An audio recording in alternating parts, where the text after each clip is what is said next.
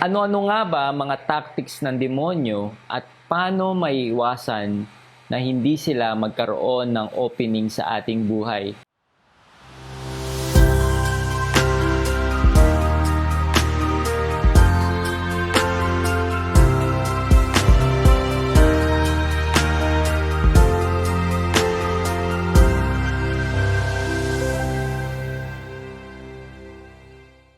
Hello mga ka-faith, my name is Brother Adrian Milag and welcome again to my vlog. At kung first time mo dito sa aking YouTube channel, make sure na mag-subscribe ka at click mo yung notification bell button sa baba ng video na to para lagi kang updated sa mga bagong vlog na gagawin ko.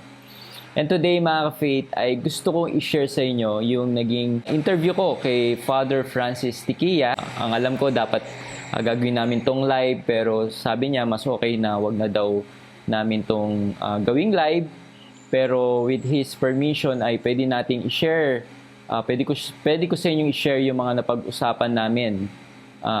Actually ni-record ko yun dito sa cellphone ko, yung mga napag-usapan namin at mga share niya about spiritual warfare. Okay, ano yung mga tactics ng demonyo na dapat mong malaman para maging aware ka paano siya gumagalaw at paano siya nagtatempt sa ating mga tao at paano siya nakakapag-penetrate sa ating buhay, paano siya nakakapasok sa ating buhay.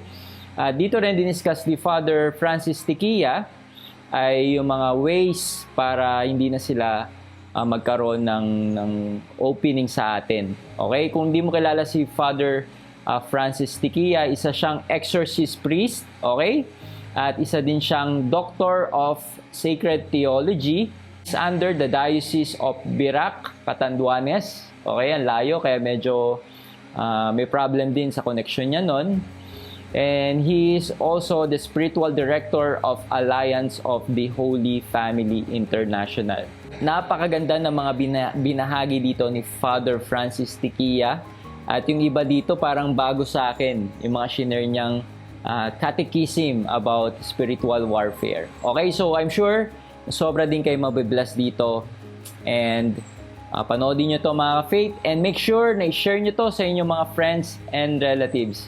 Okay, so thank you and God bless. Basically, is reminding all of us na ang kaaway natin ay principalities of darkness, kaya we might be hitting on the wrong target. So akala natin kaaway natin yung tao, yung neighbor natin o yung kaibigan natin na who betrayed us, kaya nagagalit tayo. But sabi ni St. Paul, ang tunay nating kaaway is principalities of darkness. Kaya ano ba yung, what are the main activities of the evil one? We call this ordinary actions. There are two actions of the devil. We call it ordinary and extraordinary. The ordinary actions of the devil is that of temptation. So you know that he is near, he is so close, if there are temptations. So temptations are not yet sin, but when we accede to the temptation, then it becomes sin. So ang ginagamit ng demonyo ni Satanas is yung temptation para tayo bumagsak. So that is the so-called ordinary actions of the devil. Temptations. Now, what does he use? Napakasimple, Adrian. He uses 7 capital sins. So when you give in to pride, you know that he has somehow taken a space in your soul. Okay? And that is the very essence of the demonic pride. It's not the pride when you say, I'm proud that I'm a member of the Catholic Church. That's not the pride that I'm talking about. It's the pride when you think that you are better than the others, you are above the others, you look down on people. That's the pride that I'm talking to. Pride is a non-recognition that all the goods in you comes from God. So when there is pride, you think that you are the author of all the good things that is in you. And when there is pride, sabi ni Saint Teresa, ito ang huling namamatay sa tao. Sabi niya, patay na yung tao pero buhay pa yung pride. Kahit na 6 hours nang patay yung tao, buhay pa raw yung pride. Yan daw huling namamatay sa tao. Meron nga akong binindisyon na patay. Sabi ko, totoo yung sinabi ni Saint Teresa. Patay na ito.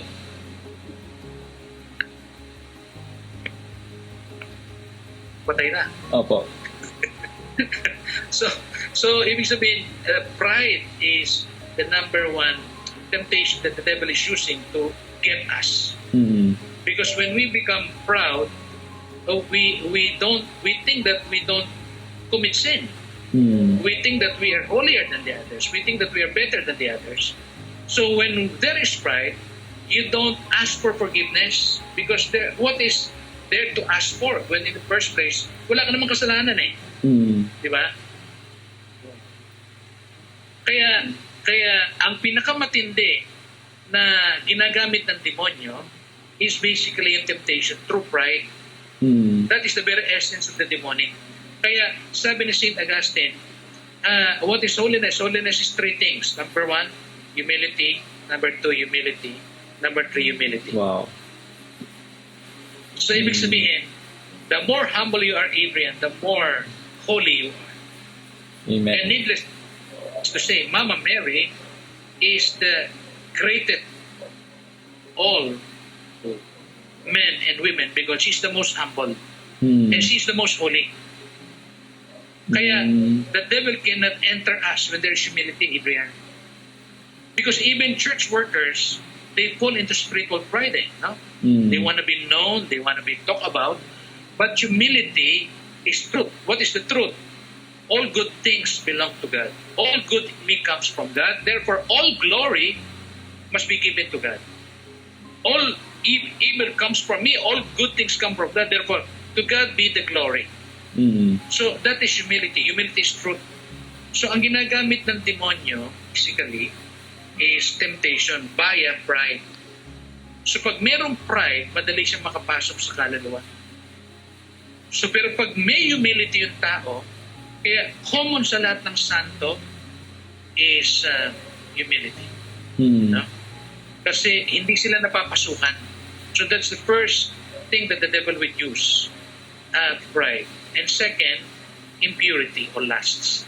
Our Lady of Fatima says there are many souls in hell because of the sin of impurity than for any other reasons. Kaya sabi ni St. Alphonsus, with the other sins, the devil fishes with a hook, but with the sin of impurity, he fishes with a net. Ibig sabihin, ang dami niyang nakukuha ang kaluluwa sa pamitan ng kalaswaan. And we know this is very true. No? Sabi ni Mama Mary ng Fatima, many souls are in hell because of the sin of the flesh than for any other reasons. Wow. Okay? So kaya yun ang nangyayari. As after pride comes impurity, lusts. No?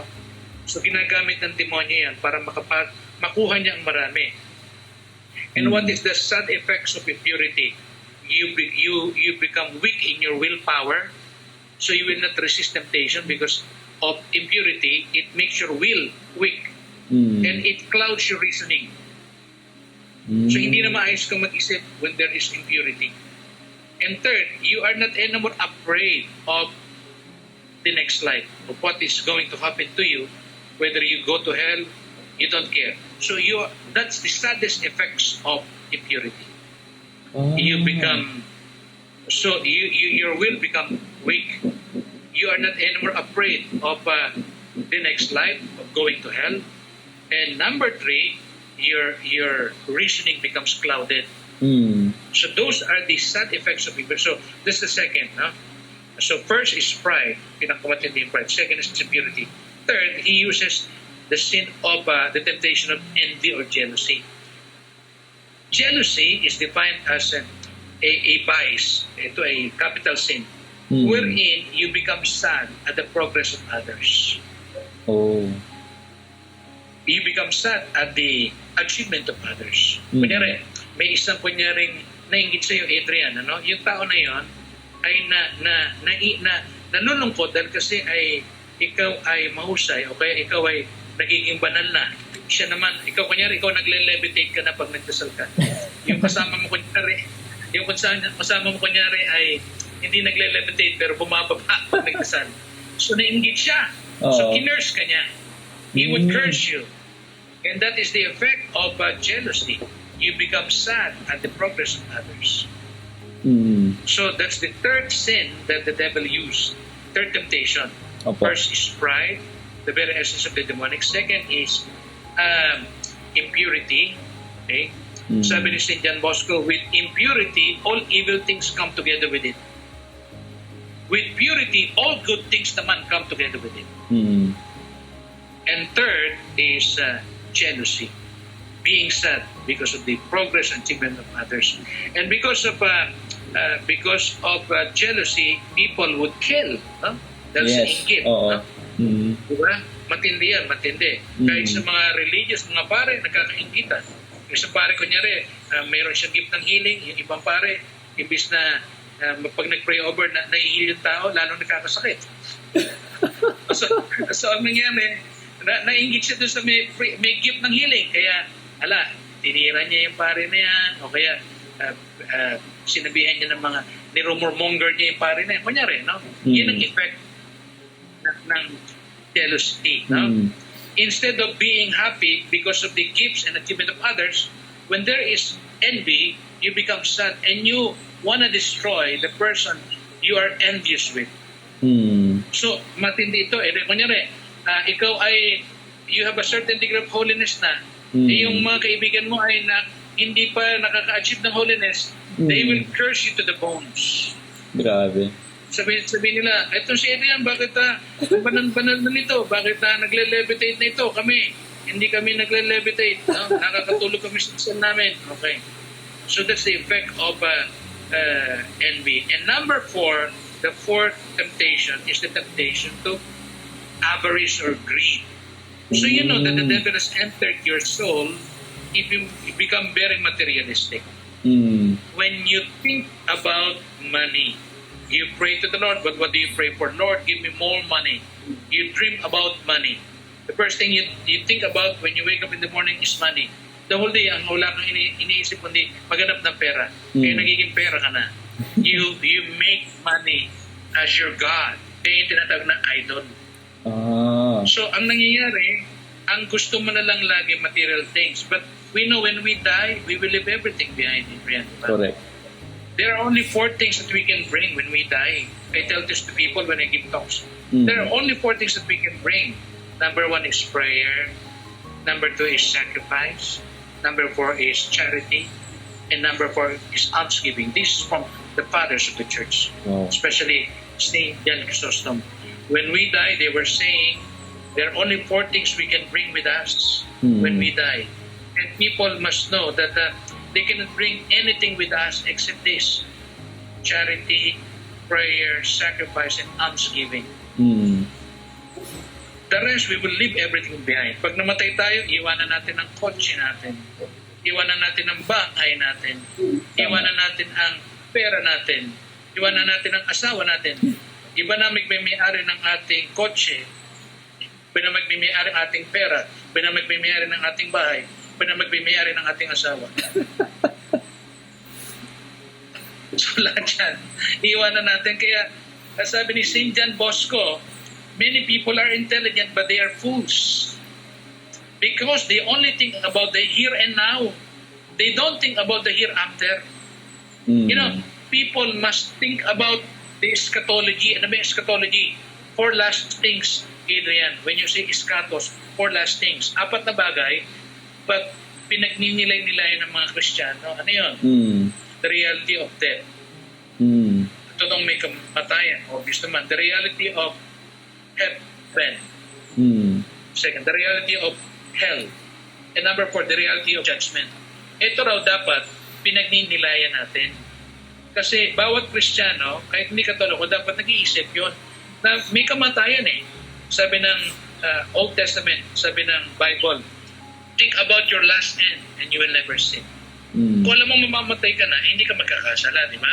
Yes. Kung alam mong may langit, hindi ka kung alam mong may impyerno, hindi ka gagawa ng kabalbalan, di ba? Kung gumawa ka ng mga kasamaan, magsisisi ka agad because alam mo, mayroong judgment eh.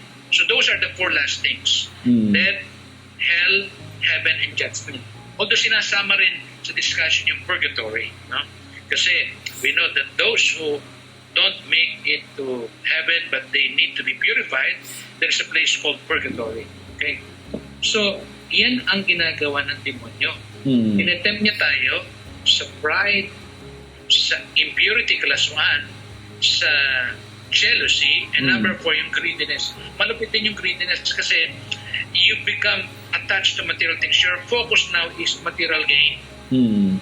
You don't think about spiritual goods, you only think about material goods. Mm. So there are people who think about only material goods than spiritual goods. Mm. And that is bad, no? Yan, no? Opo. Kaya kung ikaw ay laging naghahanap ng spiritual goods, that's good for you. Because when you die, that's the only thing that matters. Prayer, charity, sacrifice, and almsgiving. The rest, we will leave everything behind. Mm. Iwanan mo ang pera mo, kotse mo, iiwan mo. Pero kung wala ka namang kotse, di wala kang iwan kotse. Okay. So, bahay, iiwanan mo lahat. Lahat, di ba? 4 lang ang madadala natin, no? Yung dasal natin, yung charity, yung love, yung sacrifice, yung almsgiving, yung mga tulong na nabigay natin, lalo na sa mga ikaw sa hirap. So, yun ang number 4, yung greediness. Sabi nga, there's enough for everybody's need, but not for someone's greed. When you become greedy, when you become materialistic, there is an insatiable thirst for money, for material things. Hindi ka masatisfy. When you get your million, you want to be a multi-millionaire. Mm. When you become a multi-millionaire, you want to become a billionaire. When you become a billionaire, you want to become multi-billionaire. Mm. There's no end to this. Okay? So, yun ang problema with greediness. No? So, pride, purity. Third is jealousy.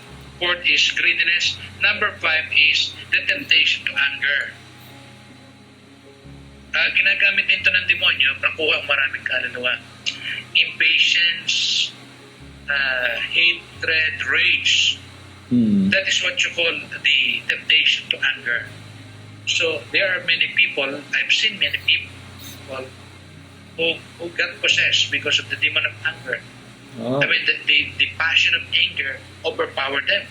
Mm. So may mga na-possess dahil sa anger, no? Sobrang galit. So they kill people. So afterwards, nung nakapatay sila, doon na lang sila nahimasmasan. Sadly, oo. And that's why we have to be, sadly, no?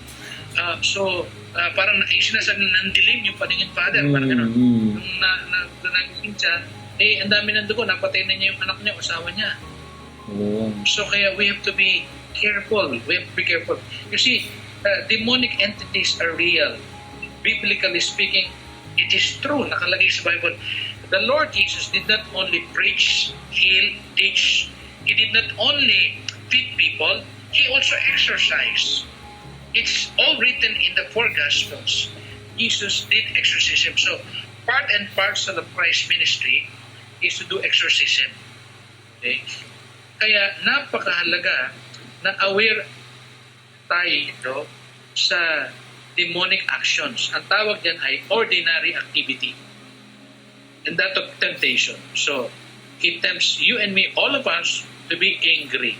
And when you become angry, what happens? You don't think right. Mm. Yung tao na possessed ng emotion of anger, hindi siya maayos mag-isip. Yun ang problema, no? Mm. Ng sin of, ng temptation of anger. Yeah. Mm. And then number 6, the sin of laziness. Oh. Or sloth. So the devil tempts us to become lazy. Why? First, he tempts you and me and all ministers and those serving the Lord, serving the church, to become lazy to spiritual activities, especially prayer. Remember what happened to the 3 apostles when they were with Christ in the Garden of Gethsemane? Natulog. Ano nangyari doon sa 3 apostles? Yes, natutulog siya. And the commentary of Saint Alphonse de Liguori says that the reason why they betrayed Christ, di ba, when Christ was arrested, they all ran away. Mm. Because they did not pray with Christ. Mm. So, ibig sabihin, natakot sila because hindi sila nagdasal. Mm. So, the first temptation actually, temptation against prayer. The devil knows you don't pray, you don't have the power. And so, first thing that he will do, he will tempt you and me not to pray because he knew when we don't pray, we don't have the strength to say no to temptation. All temptations are directed against prayer because prayer is power. So, more Amen. prayer, more power. Less prayer, less power. No prayer, no power. Amen. You only have kili-kili power. So, kaya napakahalaga, Adrian, ng dasal. I would hammer on to people. We need to have the heart. I would not simply say pray. I would say love prayer. Amen. Kaya ang tawag ko ay prayer life. Prayer must be part of our life. And this is what we see in Jesus. If you read the four Gospels, early in the morning, He would pray. He would go to a deserted place, di ba? Opo. And then after His ministry is over, during the night, He would go to a deserted place again to pray. So the life of Christ is punctuated by prayer. Talagang siya Diyos na siya, di ba? Take note, Jesus is also God, one in being with the Father. But how come He is praying to the Father? As man is praying to the Father, He has no weakness, but He still communicates with the Father. And in all the decisions of Christ, first, He would pray to the Father. So the devil will tempt all of us, especially priests and religious and workers of the church, to become lazy. First and foremost, to pray. Because the devil knows, pag hindi na tayo nagdadasal, wala na tayong lakas. Ano ba ito ng effect ng prayer? Dalawa. When you pray, pag nagdasal tayo, we will receive enlightenment. We know what to do. And second, when we pray, we receive strength. These are the main effects of prayer. Light and strength. So when you are enlightened, you know what to do, and you will receive the same prayer will give you strength. You will be able to carry on or carry out what God tells you to do during prayer. Wow. Kaya dalawang bagay ang ginagawa ng Lord. Light and strength. Amen. Light and strength. Kaya kung pag hindi nagdadasal ang tao, walang living in darkness, tsaka mahina, kaya bumabagsak tayo sa kasalanan, sa temptation, kasi wala tayong lakas wala tayong enlightenment. Kaya napakahalaga ng dasal sa buhay natin. We need to pray. Sabi ni Jesus sa Matthew 26:40, sabi niya, could you not watch an hour with me? Ako, I recommend to people to pray at least an hour every day. At least an hour. An hour. Kasi pag hindi ka nagdasal, yes, you know why? If you only pray for 15 minutes, yung first 5 minutes, you try to make your body conducive for prayer. Parang pinipil pa. Minsan naantok pa tayo, di ba? Yes. So parang nagko-conti ko pang exercise na ganyan. After 10 minutes na lang natira, di ba? Then afterwards, call of nature, bigla kang maiihi, punta ka ng CR, 5 minutes na. Then 5 minutes na lang ang natira. Pag nagdadasal ka, some distractions. Yes. Naisip mo, meron ka pang utang. May problema. May problema ka. Yung Bombay, dadating mamaya. Ako. So, wala ka. 2 minutes ka na lang nagdasal. Kaya, even Venerable Fulton Sheen said, soon to be beatified. Fulton Sheen, sabi niya, it's a mass that we, especially for priests, to have at least an hour. At sabi niya, before the Blessed Sacrament, mas maganda. Because ang faith natin, Jesus is truly present in the Blessed Sacrament. That white rose that we receive is Christ's body, blood, soul, and divinity. When we enter the chapel, when there is a Blessed Sacrament, it is the Lord truly present. Kaya, the Lord Jesus is so easy to be found. Napadaling mahanap ang Panginoon. Kasi magpunta ka sa simbahan ng may tabernacle, nandun siya. You don't need a GPS to locate the Lord. He is in the Eucharist. Kaya of all the places, I would tell people, go to the Blessed Sacrament. If there's an adoration chapel where there's an exposed Blessed Sacrament, go there. Sabi ni St. John Paul II, sabi niya, Eucharistic adoration conquers all evil. Hindi niya sinabing conquers some evil. All. Eucharistic adoration conquers all evil because you are engaging a God in the world who is omnipotent and eternal. Kaya kaya mong labanan lahat ng evil. Kasi ang kausap mo ay source and author of grace. Okay yung devotion natin. Ako ay I always promote devotion to the saints, no doubt about it. No? Pero ang pinakamatinding devotion ay devotion to the Eucharist. Sabi ni St. Pius X, it is the fountainhead of all the devotions. Tama naman yung mag-devotion tayo sa Santo ko. Di ba, pagka may nawawala sa atin, sino ang hinihingan natin ng intercession na Santo? Di ba, St. Anthony of Padua? Yes. So, okay yan. No? Pagka meron kang matinding problema, sino ang tinatawagan mo Santo? Saint of the Impossible. Si Jude Tadeus, di ba? Yes. Okay yan, no? Okay. Pag ikaw naman, Adrian, kunyari, pupunta ka ng SM, o saan ka ba nagpupunta para bumili mag-shopping ka, kunyari, kung gusto mo na tamang-tama yung bibilin mong damit para hindi ka magkamali, fit na fit sa'yo, sinong santa ang tatawagan mo? Meron palang ganun? Alam mo kung sino? Sino, Father? Meron, Saint Rita of Cassia. Para kasyang-kasya. Saint Rita of Cassia. Para kasyang-kasya. Para pagbibili ka naman ng sapatos, Adrian. Pabila ka ng sapatos. Para tama-tama yung sapatos na bibili mo. Sinong santa ang tatawagin mo? Sino, Father? Saint Therese of Lisieux. Saint Therese of Lisieux. Okay. All these are good. And the church recommends it.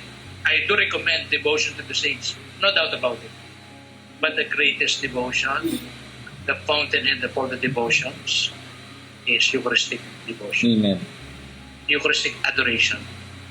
Because the Lord is truly present. What we see is only white bread. That's what our senses tells us. But here we don't use the senses. Here we use faith. Ang sabi niya kasi sa Matthew 26:26-28, sabi, this is my body. Di ba? And we priests, this is what we say in the Mass. You don't hear a priest say, hey, this looks like my body. Have you join in, you hear the priest say, this looks like my dead pinasemos yan. O hindi niya, walang paring nagsabi na, this smells like my body. Tama. Walang paring nagsabi na, this tastes like my body. Di ba? Yes po. Walang ganong paring nagsasabi because pero dati bang sinasabi namin.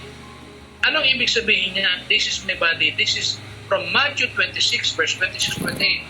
During the Last Supper, Christ took the bread and he told the bread, this is my body. In Latin, hoc ex corpus meum. And you know what, Adrian?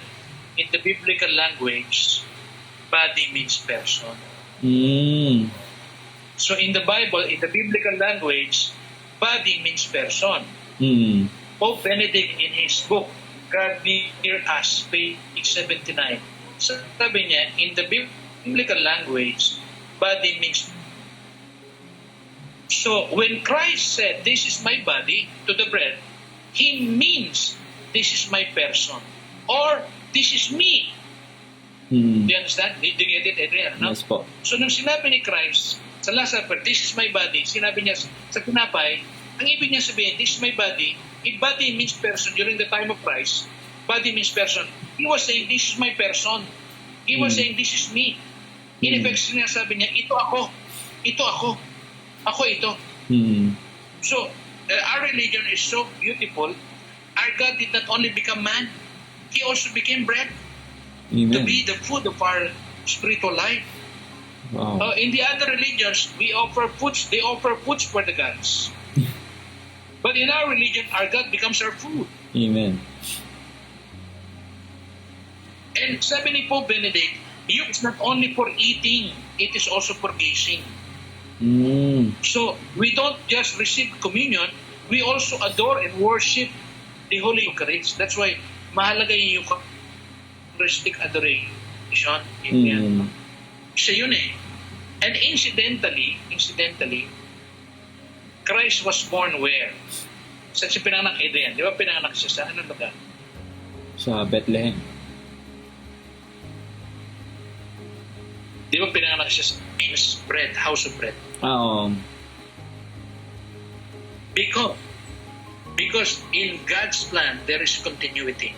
Naging tao siya sa Bethlehem, doon siya pinanganak. Bakit? Kasi darating yung time magiging tinapay siya. Kaya yung doon siya pinanganak sa Bethlehem. Bethel means bread, house of bread. Ah, wow. He could have been, Ngayon ko lang nalaman you yun. see the connection?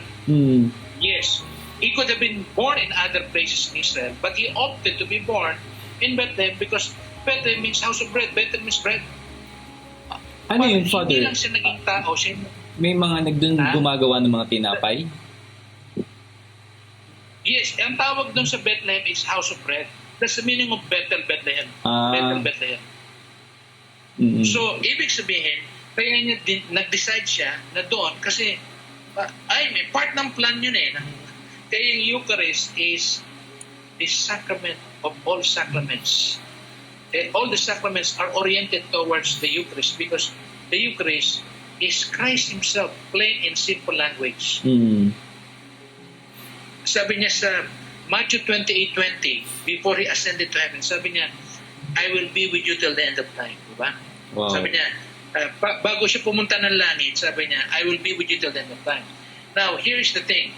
Sabi ni John Paul II, the promise of Jesus when He said, I will be with you till the end of time to the apostles is realized in the Eucharist. So yung promise niya na I will be with you till the end of time, it is realized in the Eucharist. Amen. Kaya hindi niya tayo iniiwan. Nagpunta siya ng langit during ascension, pero hindi niya tayo iniwan. Pwede ba yung umalis siya pero nandito rin siya? Can He do that? Yes, because He's God. Ang tawag dyan, paradoxical statement. Di ba yung paradox parang contrary? Yes po. Too far and yet too near. Paradox yun, di ba? Kunyari, maginoo pero bastos. Paradox yun, di ba? Maganda pero pangit. Mabango pero may putok. Mabango pero si Christ, sabi niya, alis ako, pupunta ako ng langit, ascension. He gathered the apostles, then He ascended. And yet sabi niya, I will be with you till the end of time. So it's a paradoxical statement. Aalis, pero actually nandito rin. Nasaan siya sa Eucharist? Sabi ni John Paul II. Sabi ni Pope Pius XII, He is in the Eucharist. Amen. The fulfillment of God's promise, I'll be with you till the end of time. Kaya ang Diyos, hindi tayo iniwan. Sa nagmamahal, walang iwanan. Amen. Kaya pag iniwan ka ng minamahal mo, wala nang love. Yung minamahal hindi iniiwan di ba? Correct. At kung sakaling iniwanan ka ng minamahal mo, babalikan ka niya kung tunay ka niyang minamahal. Grabe. Yes. So kung hindi ka na niya binalikan, ibig sabihin, Di ka na lang. wala nang pagmamahal. Yes. No. Kaya kung binalikan ka niya, mahal ka niya. Kung hindi ka niya binalikan, hindi ka niya nalag. May iba na yan. Di ba? Si Lord, hindi niya tayo iniwan. Because love cannot bear separation. Amen. Hindi kaya ng pagmamahal ng pag-iwalay. Ganda. Kaya, kaya napakahalaga talaga na tayo magdasal. Kaya ang gagawin ng demonyo, itetempt niya tayo maging tamad sa dasal. Yan mo nang gagawin niya. Alam niya kasi pag hindi na tayo nagdasal, hindi tayo nag-adoration, hindi tayo nag-pray, mahina na tayo.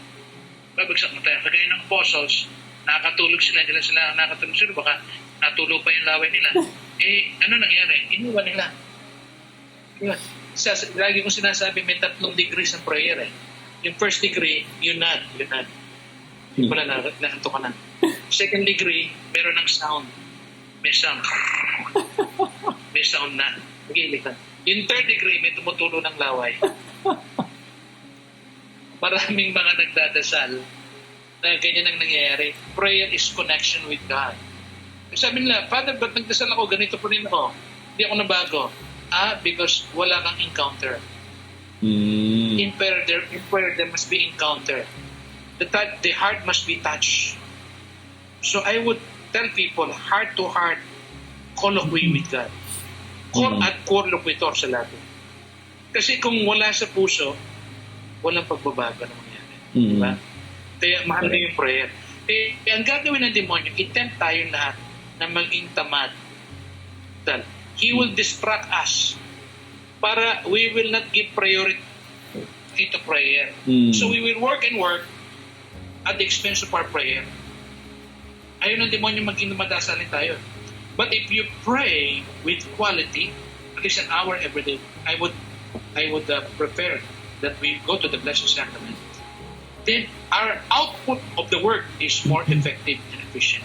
Wow. Everything must be founded on prayer, Adrian. Amen. Apostolate must be simply an offshoot of prayer. Amen. Mission must be founded on prayer. Because without prayer, we will either you will own the apostolate, magiging apostolisan, magiging apostolate, late ka lagi, apostolate. Imbis na missionary, magiging mercenary. Grabe. Because walang dasal. Kaya, ang gagawin ng demonyo, itempt tayo maging tamad sa dasal. Mm. Kung hindi man yan, kunyari, nagdadasal ka na, ang gagawin niya, itisra ka para maging out of focus ka. Mm. So that's the sixth temptation. First is pride. Second is impurity. Third is greediness, materialistic attitude. Number 4 is jealousy. Number 5 is anger. Mm. Number 6 is laziness. And lastly, sin of gluttony. Gluttony. Matakaw. Yung overindulging in food. Mm. Ang principle is we eat in order to live. It's not bad to eat because we need nourishment. The principle is we eat in order to live. We don't live in order to eat. Mm. Iba nabubuhay para kumain. Hindi, kumakain tayo para mabuhay. Mm. Hindi tayo nabubuhay para kumain. Mm. Di ba, sabi ng apostle, Lord, why we were not able to drive away demons from a certain possession. Sabi ng Lord, there are demons can be driven out through prayer and fasting. Mm. Yes. Tama-tama, Holy Week na. Yes. Mahalaga yung fasting. Anong ginagawa ng marami? Fast eating tsaka feasting. Feasting. Bakit mahalaga yung fasting? Kasi it develops strong willpower. Mm. And yung sacrifice na yun, ino-offer mo kay Lord. Mahalaga yung sacrifice na yun. Remember, we were saved by Christ through His sacrifice on the cross. Mm. So those are the ordinary activity of the devil. You call that temptations. Second, I go to the second, extraordinary activities. Mm. So there are at least 4. Number 1 is possession. Number 2 is oppression. Number 3 is infestation. And number 4 is demonic subjugation. And I'm gonna discuss this little one by one. First is possession. This is the worst extraordinary activity of the devil, possessing people. And if you read the Bible, there are many cases wherein people get possessed. No? Paano ba napopossess ang isang tao? Number 1, living in mortal sin for too long a time. Oh. In fact, hindi ka na nga kailangan mo-possess kasi you are under the dominion of the devil, di ba? Mm. If you commit mortal sin. Now, how can a sin become mortal? There are 3 things for a sin to be mortal. Full knowledge, alam mo, full consent na kinonsinti mo, and grievous matter, mabigat na bagay. Isa sa 10 commandments. Okay? Mm. So, kung yung tao, pagka matagal na siyang namumuhay sa mortal sin, pwede siyang ma-possess. Pangalawa, when he become cursed, when subject to a curse. Mm. Kunyari, may nag-curse sa'yo, but you are not living in the state of grace, you get the curse. But if you are in the state of grace, the curse bounces back. Oh. Hindi ka maapektuhan. No? Mm. Okay, kaya mahalaga, fortifying our souls with the grace of God. Kaya sabi ni Don Bosco, frequent confession. As soon as it's needed, we go to confession. No? At mas malakas actually ang confession kaysa exorcism. Mm. Kasi yung exorcism, it is just a sacramental. Correct. Yung confession, it's a sacrament. Di ba? Mm. Sacrament confers, sacrament, they are channels of God's graces. Di ba? Mm. So, mas malakas yung, when you confess, the demon is taken away from the soul. When you are exorcised, the demon is taken away from the body. Mm. Kaya si Saint John Vianney, napabanal niya lahat ng kanyang parishioners na wala ang demonyo sa kanilang parokya, sa Ars, because he would sit for confession for 18 hours every day. Wow. My God. he's really a saint. No? Grabe. Mm. Saint John Bosco would sit for many hours. Mm. Saint Padre Pio, Padre Pio, 12 to 14 hours. Mm. Pero malupit si Saint Gandanay, no? 18 Kaya napalaya hours. siya lahat ng demonyo. Grabe. No? Mm. Kaya kailangan, pagdasin niyo kami mga pare, na maging masipag kami magkumpisal. Yes po. Yan ang trabaho namin eh. Yan ang trabaho namin, no? We bring God to the people, we bring people to God. Kami mga pare, hindi kami dapat nagbebenta ng tosino o kaya ang dami namin ginagawa na unpriestly acts. Okay? Kaya I would always tell people, pray for priests so that we live our priesthood. Our main duty is to bring God to the people and bring people to God, especially through the sacraments. Mm. Kasi God, Christ now, sabi ng Catechism of the Catholic Church number 1084. You can check that out in CCC Catechism. Christ acts now in the church through the sacraments. Gumagalaw si Kristo sa mga sakramento. Mm. Yung mga grasyang natanggap niya sa cross, it is now being dispensed in the sacraments. Kaya, you want to have graces, receive the sacraments more often. Amen. Kaya daily Eucharist, frequent confession, yan. Talagang babanal ka niya, no? Maraming grasya. So that's the number one extraordinary activity, possession. How can one be possessed? Living in mortal sin for too long a time, subject to a curse, associating yourself with evil men. Kunyari, nakisama ka sa mga grupo na mga they don't believe in God. Kunyari ay mga grupo ng mga cult, no? Demonic mga cult. Kunyari ay sumama ka sa mga black masses, no? Satanic group. By associating yourself to this kind of people, to this kind of group, you can be possessed. No? Wow. Mm. The number 4, the reason why a person can be possessed is by plain divine will. Ibig sabihin, pinayagan ng Diyos. Kunyari, si Annelies Michel sa Germany. Si Emily Rose. She was very holy. Mm. Yung ang tunay niyang pangalan, Annelies Michel. Oo. Pero sa movie, ginawang Emily Rose. But lifted from the real story of Annelies Michel. So a person can be possessed by plain divine will. No? God allowed it. But the person said yes to God. Tinanong ni Mama Mary si Annelies Michel, would you allow yourself to be possessed so that by your ordeal of being possessed, you can save many? And those who don't believe in the demonic realm will soon start believing. And she said yes. So yung kanya, hindi naman siya masama, wala siyang mortal sin, hindi naman siya nurse. Siya ay victim soul. You know, I'm sure you know what the victim soul is. No? So siya ay victim soul, inalaw niya na siya ay mapossess ng 6 spirits, including Lucifer. Kaya malupit yung pumasok sa kanya, kay Annelies Michel, Emily Rose doon sa Hollywood. No? Ang real story doon ay hindi successful yung kanyang exorcism. It's a failed exorcism kasi victim soul na siya no? Pinayagan ng Diyos para siya ay makapag-offer. Because mahalaga ang offering You know, suffering can save a lot of people when you unite it with the Lord. Amen. Especially during Mass. Kaya I tell people during Mass offertory, i-unite nila yung suffering nila with the Lord because after offertory consecration, yes. I will tell people kahit hindi kayo mag-offer ng fruits or vegetable, okay lang. Basta kinakanta yung offertory song in your mind, offer your difficulties, your suffering, your pain, so that when consecration comes, the priest or you unite your suffering with Christ now being offered to the Father. Diba?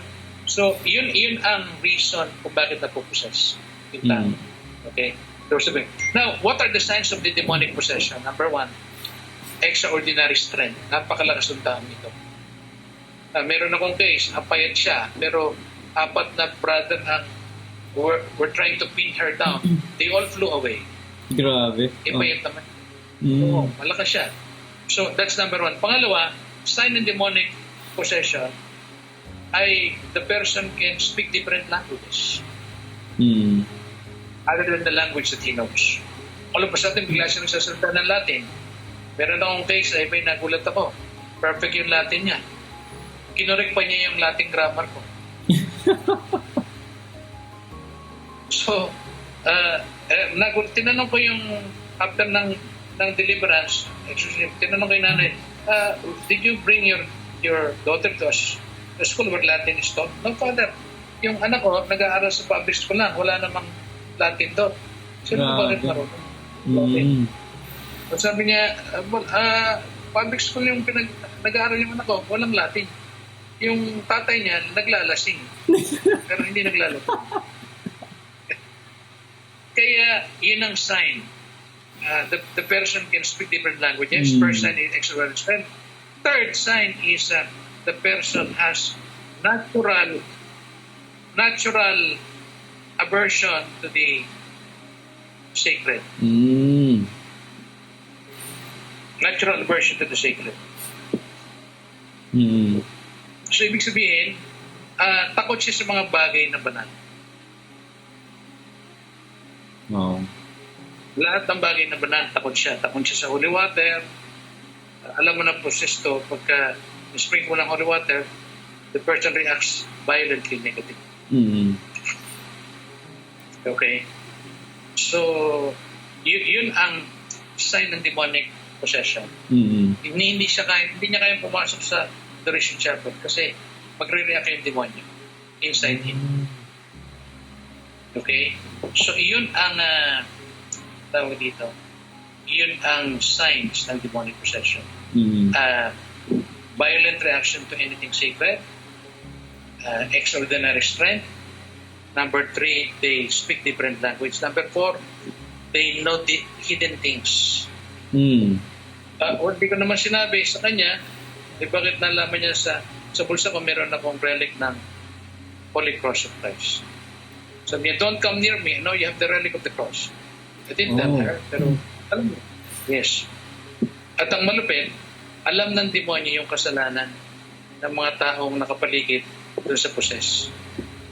Kaya sasabihin niya. Ngayon, kaya bago ako mag-exercise, nagko-confession muna ako. Kasi nakakaya naman habang nag-exercise ako, sabi ng demonyo, I know what you did last night, Father Francis. Kaya napakaganda ng confession, Adrian, you know why? Because confession, the devil cannot anymore remember your sins. That is confession. He cannot accuse you. Wow. There are two things. God does not remember the sins you confess. Yes. And the devil cannot remember the sins you confess.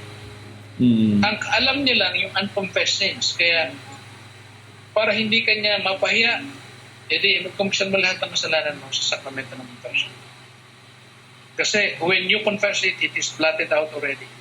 That is the power of the sacrament of confession. Grabe.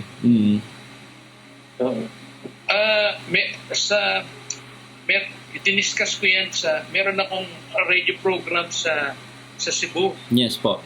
For 5 episodes, I discussed thoroughly on sacrament of confession. I'll give you yung you may want to Sige po. to hear that. Kasi I thoroughly discuss the theological aspect ng confession, everything. The beauty of confession. So, iyan ang signs ng demonic possession. Yung unang sinabi ko, reasons why one can be possessed. Second, those are the signs. No? The person can speak different languages. The person becomes extraordinarily strong. The person has natural hatred to anything sacred. And they know hidden things. They even know sins of people around them. So, iyan ang mga signs ng possession. Yung number two naman is oppression. When you say oppression, the devil is not inside, outside, oppressing the person. So sa possession, nakapasok na siya sa katawan.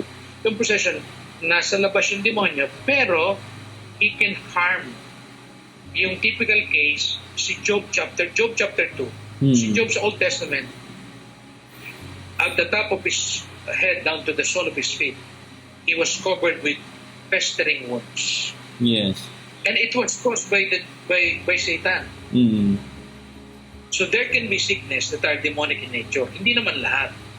Kaya yung iba ay hindi na hindi kailangan natin o doktor, of course. Pero there are sicknesses that can be caused by the evil spirits. Of course, lahat yun is upon God's permission, di ba? So, oppression ang tawag doon. So, na-oppress ka physically. Ngayon, ano rin yung oppression? Oppression, by the word oppress, pinahirapan ka, no? He can divide communities. Because diabolai, which means to divide. Wow. So, when you have a community, know that there is oppression. When all of a sudden you judge one another, you become divided. Ayaw niya ng unity because diabolai. Okay. Diabolai. So, ayaw ng demonyo, you know? No? Ayaw ng demonyo. And then, also, those are what you call oppression. You can be oppressed. Division is one of the telltale works of the devil. No? Third is what you call infestation. So first possession, second is oppression. Third, ano infestation? Diba? There is what you call NPA, infested area. Sabihin, may marami ron. When you say infestation, that's what you call demonic infested area. Sabihin, the imprint of the evil one is there. Ano yung infestation? When a place can be local infestation place, a place that been used for sin. Yung lugar, maraming ginawang kasalanan. So, meron demonic imprint. May presence. Okay. Kaya, ano yung mga lugar na yan? Where sins have been committed. Meron ako dating deliverance, isang school, 18 yung na-possess. Tinanong ko yung principal, sabi ko, bakit? Sabi ko, ba't dun sa room lang na yun na-possess sila? Yung room pala na yun, yun ang ginagamit ng mga fraternity sa school. Nagpa-pot session sila. Doon ginawa nila, nag-sex na sila ron, nag-pot session sila, may na-rape na rin doon. So yung place na yun ay infested. In the olden times, lagi nag-blessing ng holy water lang sa lugar eh. Minsan nga nawawala na ngayon yun, di ba? Yung use of supplementals, no? So that is infestation, local infestation. That means the person, or rather the place, had been infested due to sin. Kaya minsan may nararamdaman ka sa isang lugar, parang may goosebumps, parang tumataas ang balahibo mo, di ba? Yes. Ibig sabihin may multo. Ibig sabihin nun ay infested yung lugar. Ibig sabihin may mga nagawang kasalanan doon. So iba yung feeling mo, no? So yun ang infestation, no? So we are talking about possession, we're talking about oppression, infestation. Things can be infested. Kaya I would tell Christians, I would tell Catholics, even in your decoration in your house, be careful. Kasi we are Christians, we decorate our house in a Christian way. So iba ang mga decoration nila ay mga figurine, mga budo-budo, yung mga may iba naglalagay sila ng mga puso, Buddha, tapos may mga palakapa, mayroong mga what do you call this? Mga yung figurine ng pusa na gumaganyan ng kamay, pampas swerte raw. No, those are not correct because we are Christians. We believe in one God. Amen. Meron akong bilines sa isang mayaman. Sabi niya, Father, bless mo nga yung room ko, nandito yung altar ng Sacred Heart. Sabi, bless ko. After ko ma-bless, sabi niya, Father, sa next room may isang altar din. Sabi ko, na-bless na natin yung Sacred Heart altar mo. Ano bang, hindi Father, sa isang room, meron akong altar ni Buddha. Sabi ko, di ba, katoliko ka? Isa lang ang ating Diyos, Jesus Christ lang. Ba't may Buddha? Father, in case, sabi niya, in case Christ will not answer my prayer, I turn to Buddha. Sabi Grabe. isa ng Buddha bless ko. So hindi ko bless. Sabi ko, no, I will not bless that. We only have faith in Jesus. Grabe. That's non-negotiable. So, ang tawag din ay infestation. So, things can be infested, di ba? Pati yung mga Father, yung de la suerte. Ayun, mga ganyan. Kasi we don't peg our hope on that eh. Di ba? Yan. We work hard and God will bless us. Nasa Diyos ang awa, nasa tao ang gawa. Di ba? Hindi pwedeng mag-aalaswerte ka lang when you peg your hope on this. Amulets. Amulets, hindi, that's not good. No? Horoscope, that's not good. Mm. Nakalagay sa horoscope, mamimit mo ang someone mo. Mm. Kaya ikaw naman, hintay ka ng hintay. No? Hintay ka ng hintay. Kaya hindi ganun, no? O ikaw ay pupunta ng Saudi. Hindi. And then, palm reading. Ayon sa palad mo, ay ikaw raw ay magiging mayaman. Yung sabi nung isa, makati ang palad ko. Ibig sabihin yan, merong buni ang palad ko. Hindi tama yung gano'n. We don't believe in that, in those things. We believe in the Lord. That's against the first commandment. Nagpunta ko niya rin sa isang guba at sinasabi nila pag magdadaan ka, sabihin mo tabi-tabi po. No, don't do that because you are giving credence to the demonic power. Parang you're saying, excuse me, demons, I'll pass by. Hindi. When you go there, you pray the Our Father, you pray the Hail Mary, you pray the Saint Michael. Wow. Kasi parang you are submitting to the devil. Parang sinabi, sorry, I'm passing by. Excuse me, demonyo. Hindi. Sabi ng Philippians 2:10, very clear Philippians 2:10, at the name of Jesus, every knee must bend in the heavens, on the earth, and under the earth. That's Philippians 2:10. So therefore, having said that, in the name of Jesus, every knee must bend in the heavens, on the earth, and under the earth. That means there are what you call elemental spirits. Amen. O kunyari, sa air, elements, air, fire, water. So iyan ay taking those forms, no? But these are all demons taking those forms. Kunyari, sa dagat, sa river, sabi na, ay, may nakitang shokoy, sirena. Sabi ko, hindi, demonyo yan. Taking those forms. Pati mga alien, Father, mga alien. Oh, wala yan. They're only, I don't have time to explain. Pero, sige, there are only 5 spirits that prevail in the world. Obviously, God is present. Our human spirit, that is inclined to good or evil, and angels, angelic spirits. Sabi ni Paul VI, as soon as we are born, we are given angels to guide and protect us. And number 4, demonic spirits. Yung number 5, saints, we can always call on their intercession. Those are the only 5 spirits. Aliens, no, yung mga shokoy, sirena, sa Europe. Sa Europe, syempre Europe kaya social, no, werewolf. Dito sa atin, tikbala, kasi Asia. Aswang. Aswang, yan, kasi Asia. Pero sa Europe, werewolf, kasi social. Pero lahat yan, under demonic category. They just take on those forms, no? But these are all demonic. Mga dwarfs na sinasabi nila. Yes. Meron daw puti, meron itim. Pula.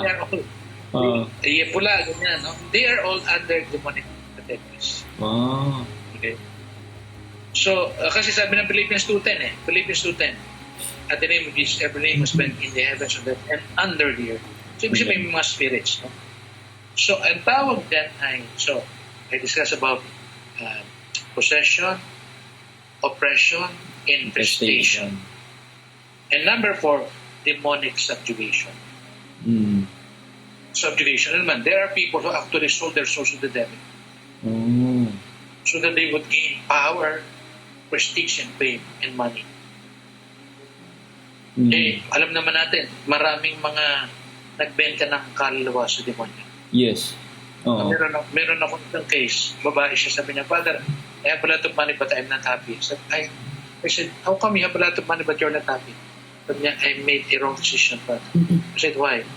I consecrate my soul to the devil. I said, ano nangyari? Father, because I want to have more money. So I'm a businesswoman. During the business biddings, I always win because I curse my business opponents. And when I give a talk to Hong Kong about these things, one came up and told me, Father, that's true. They call it demonic force. So pwedeng may mga tao talagang nag-consecrate at nagbigay ng sarili sa demonyo. But when you do that, the devil will maniningil ang demonyo, di ba? You will get your soul afterwards. So, kaya we should not do that. No? There are people, kaya yung may mga demonic power, yung mga sorcerers, witches, they derive their power from the dark force. Baka pati yung mga nagbubudol-budol Kasi meron silang power di ba? Oo. So yan ay demonic subjugation ng tao. Ano yung Father, yung bibigyan mo daw piso? Yung nagbibigay ka ng piso? Yung naririnig akong ganun. These are all not good. Oo. Kasi why would you give piso, di ba? Kawawa naman, piso lang bibigyan. Ibig sabihin, these are not good because that is against the first commandment. Sabi ng first commandment, I am the Lord thy God, thou shalt have no God beside me. Di ba? So kaya mahalaga na sa Diyos lang tayo, magkailan tayo. And siyempre, bakit kailangan si Mama Mary? Sabi ng Genesis 3:15 Genesis 3:15, she shall crush your head. I'll put enmity between you and the woman, between your head. I will put enmity between you and the woman. She shall crush your head, and you shall wade in. So ibig sabihin, si Mary ang kaaway ng demonyo. Tinatanong ko, Father, di ba kaaway ng demonyo si Jesus? Of course, sabi ko, talaga naman kaaway ng demonyo si Jesus. Pero, talo na si Jesus sa Jesus is God, di ba? Hindi niya kaya. Why is God beating Mary against Satan? Para mas exciting yung laban, ang tatalo kay Satanas, babae. Amen. The more he will be humiliated by a woman. Kasi sino bang dahilan ba't nagkasala ang tao? Babae. Si Eva. Di ba? Oo. So sabi ni St. Irenaeus, it seems that history repeats itself. It is through a woman that mankind was damned, through Eve. But it is through a woman that mankind is redeemed, through Mary. Because she gave to us the Redeemer.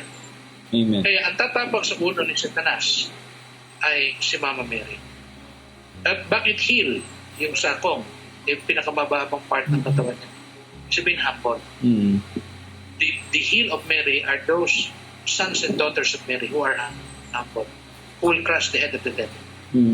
Kaya you want to win spiritual warfare, there's only one way, humility. And prayerfulness and spirit of sacrifice. So, devotion to Mary, humility, prayer, especially rosary. Pag nag-rosary ka, parang you are banging Satan. A Hail Mary makes hell experience an earthquake. A Hail Mary. Grabe. Dahil gusto mo magka-earthquake sa hell, Hail Mary ka mag-Hail Mary. And we were saved because through Hail Mary, di ba? Nasave tayo ng Hail Mary. Because when Luke chapter 1, verse 28 to 48, the angel Gabriel told Mary, you'll be the mother of the Messiah. And she said, yes. And nung pinuri naman siya, pinuri siya ni Saint Elizabeth. Ano sabi ni Mary? My soul proclaims the greatness of the Lord. So when she was praised to the highest heavens by Saint Elizabeth, she gave the glory to God. So there's no danger of praising Mary too much. Amen. Because all the praises we give to Mary redounds to the glory of Christ. Kaya ang aking solution dito, napakasimple. Frequent confession. C, confession. A, adoration. Jesus in the Eucharist. R, rosary. Daily rosary. Sabi ni St. Louis Montfort, rosary. We must pray the rosary. Amen. Sabi ni St. Padre Pio, rosary is the weapon. More rosaries prayed, more souls converted. And E, Eucharistic sacrifice. Kaya care. C-A-R-E. Confession, adoration, rosary, Eucharist. Eucharistic sacrifice. Care core. Ano naman yung core? Consecration. Set aside your life for God through Our Lady. Amen. Offering. Offering. Offer all your suffering, pains to Jesus. What is wasted is not only food and money. Many people are wasting their money, they're wasting their food. But suffering is also being wasted because it's not being offered up. They're offering. Yung R naman, reparation. Repair, from Latin reparare. Anything that has been destroyed must be repaired. When we sin, we break, we destroy the heart of Jesus and Mary. We need to make reparation. Kaya, offer all your heartaches, your suffering, as reparation for sins. Maganda ngayon pa lang, magbayad na tayo ng kasalanan kaysa sa kabilang buhay sa purgatory. I would not want to stay long in purgatory this way. I'm offering all my pain, suffering, difficulties. Amen. Because what is needed, kaya kailangan yung pagre-reparasyon. Yan ang message ng Fatima, di ba? Mm. Sa tatlong bata, sabi niya, offer your life as a sacrifice, reparation for sins.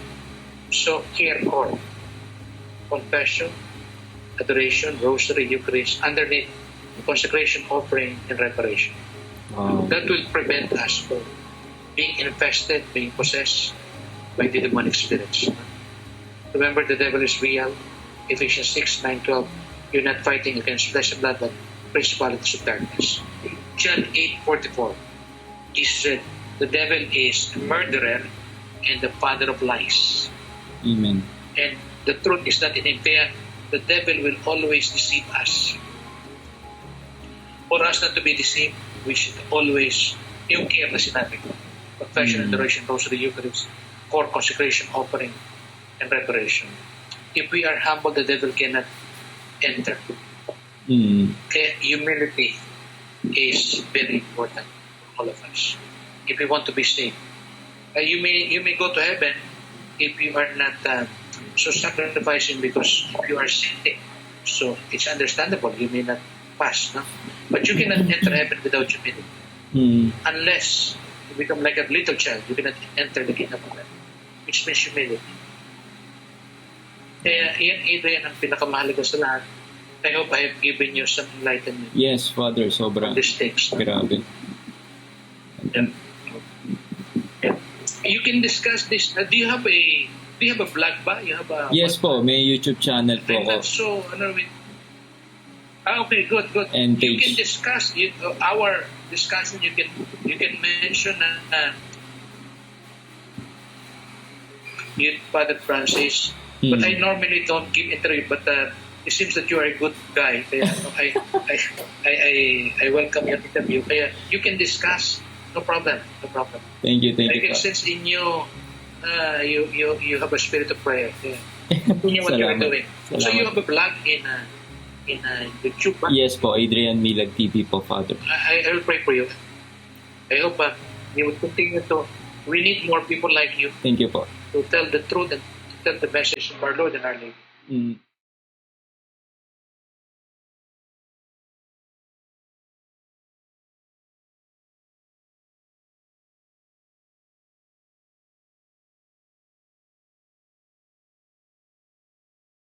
Hello mga ka-faith, Brother Adrian Milag here, and today I want to promote the devotion to Our Lady of the End Times. Kung di ka familiar sa Our Lady of the End Times, this was painted by Brother Edsol Celestial. Brother Edsol C. Celestial was inspired to paint a portrait of Mary that combines the 7 popular titles of Mary, namely the Immaculate Conception, Our Lady of Mount Carmel, Our Lady of the Holy Rosary, Our Lady of Lourdes, Our Lady of Miraculous Medal, the Immaculate Heart of Mary, Mary Help of Christians. Good news sa itong painting na to. The devotion to Our Lady of the End Times, mismo yung painting and the prayer, meron po itong imprimatur by Bishop Geraldo Alminanza. Okay, so if you want to avail this canvas print of the Our Lady of the End Times, ilalagay ko yung link sa taas or sa baba ng video na to. Okay, so thank you and God bless. So that's it. Thank you for watching this video. I hope na na-bless at na-inspire ka dito sa aking vlog. Make sure na i-like mo at mag-comment ka sa baba ng video na to at mag-subscribe ka sa aking YouTube channel para lagi kang updated sa mga bagong vlog na gagawin ko. At huwag mo din kakalimutan na i-like ang aking page. So this been Adrian Milag, encouraging you to live your life to the fullest. God bless you more abundantly.